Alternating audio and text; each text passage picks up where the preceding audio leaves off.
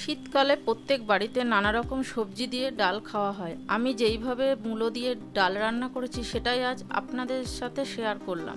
আমি সুস্মিতা, আপনারা দেখছেন সুস্মিতা সিম্পল কুকিং চ্যানেল। তাহলে চলুন রেসিপিটি শুরু করা যাক। আজকে আমি যে ডালটা বানাবো সেটা হলো মূলো দিয়ে মসুরির ডাল। তার জন্য মূলো আর মসুরির ডালটাকে নুন হলুদ দিয়ে আমি সেদ্ধ করে নিয়েছি। তার সাথে বড় একটা পেঁয়াজ ছোট ছোট করে কুচিয়ে নিয়েছি। তার সাথে নিয়েছি চেরা কাঁচা লঙ্কা আর 3-4 কোয়া রসুন জিরি করে কেটে নিয়েছি। আর কুচনো ধনেপাতা, এটা ভাজা জিরে শুকনো খোলায় ভেজে ডাস্ট করে নিয়েছি। আর তার সাথে নিয়েছি শুকনো লঙ্কা, তেজপাতা আর ফোড়নের 5 ফোড়ন। আমি একটা কড়াই বসিয়ে নিয়েছি। কড়াইতে 2 চামচ মতন সাদা তেল দিয়ে দেব। তেলটাকে আমি ভালো করে গরম করে নেব। তেলটা আমার গরম হয়ে গেছে।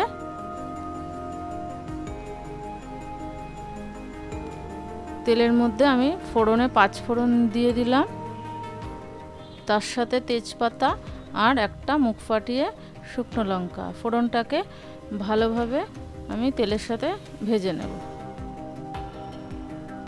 ফোড়নটা আমার ভাজা হয়ে গেছে। এবার যে কুচনো পেঁয়াজটা দিয়ে দেব। পেঁয়াজটা দিয়েও ভালো করে আমি নেড়ে দেব। পেঁয়াজটা ভাজা হয়ে গেছে। যে টুকরো করে রসুন রেখেছিলাম সেই রসুনগুলো দিয়ে দিলাম।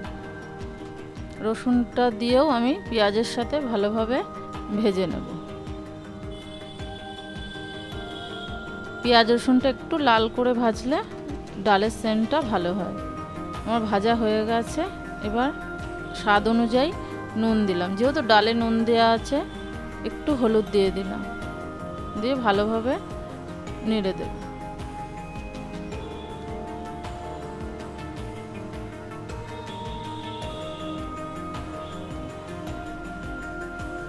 যে ডালটা আমি সেদ্ধ করে রেখেছিলাম সেইটা আমি ফোড়নের মধ্যে দিয়ে দিই। ডালটা দিয়ে আমি ভালো করে নেড়ে দেব। যেহেতু ডালটা সেদ্ধ করা সেহেতু বেশি সময় লাগবে না।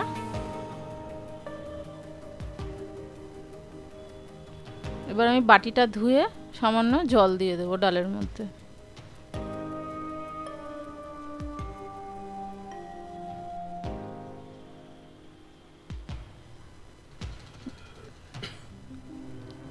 সামান্য একটু চিনি দিলাম। চিনিটা পুরোটাই অপশনাল, না দিলেও হয়, দিলে একটু মিষ্টি মিষ্টি ভালো হয়।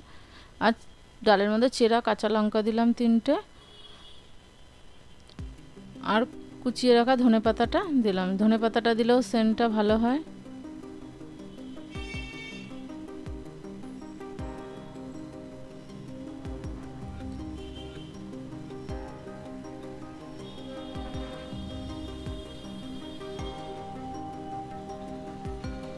ডালটা আমার ফুটে গেছে। এবার আমি যে ভাজা জিরে গুঁড়োটা করেছিলাম সেইটাও দিয়ে দিলাম। দিয়ে ভালোভাবে নেড়ে দেবো।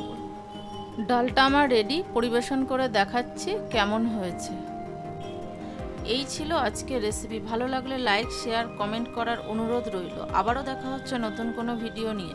সুস্থ থাকবেন, ভালো থাকবেন। ধন্যবাদ।